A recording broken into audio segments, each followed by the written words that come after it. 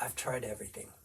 Stretching, strengthening, massage, rest, adjustments, medications, and sometimes those things help for a day, maybe a week, but then it returns, and that's frustrating.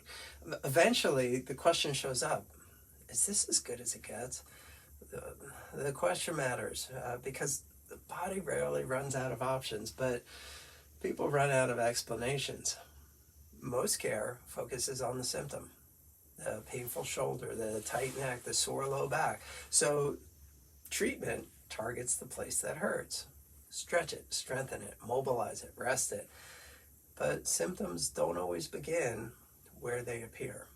Uh, the painful place is often the place that complains, not the place that created the stress.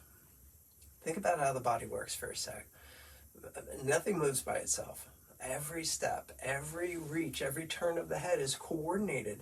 Multiple joints, multiple muscles, all sharing the work. And when that coordination changes, something has to compensate. Compensation is really good at hiding problems for a while.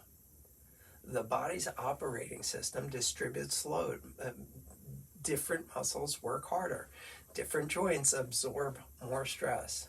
Everything still moves, so nothing seems wrong on the surface until the part doing the extra work finally speaks up. And that's when symptoms begin. When that happens, most care goes directly to the place that hurts, which makes sense. It's the loudest signal. But the loudest signal is not always the source of the overload. So relief can happen because the painful tissue is treated. Muscles relax, joints move easier, inflammation settles, and for a while, things feel better.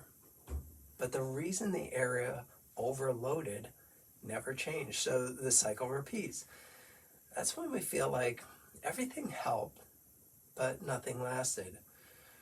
It wasn't that treatment failed, it's that they addressed the painful tissue, they just didn't address the problem. And that kept overloading it. The body isn't a collection of parts, it's a coordinated system. If one part of that system is struggling, something else steps in. And when that substitution continues too long, one area ends up doing more work than it was designed for. That's when symptoms appear. So the real question isn't just how to treat the painful spot. The real question is why that spot became responsible for more load in the first place. Sometimes the answer shows up in balance, sometimes in coordination, sometimes in how the head and body organize movement together. When that organization changes, load distribution changes, and pain can move, disappear, or return depending on how the body responds or doesn't. That's why we feel like pain moves around, switches sides, or comes back later with just normal activities. Those aren't random events. They're clues.